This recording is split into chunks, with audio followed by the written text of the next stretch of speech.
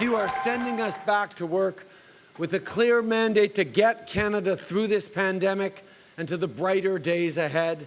And my friends, that's exactly what we are ready to do.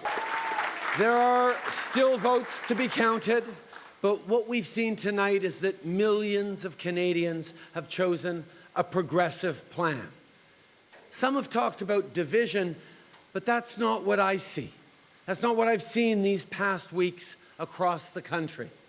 I see Canadians standing together in your determination to end this pandemic, together for real climate action, for $10 a day childcare, for homes that are in reach for middle-class families.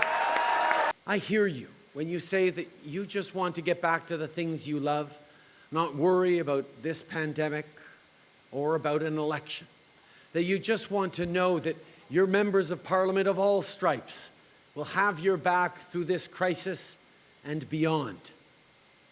The moment we face demands real, important change. And you have given this Parliament and this government clear direction. Merci, mes amis. Thank you, my friends.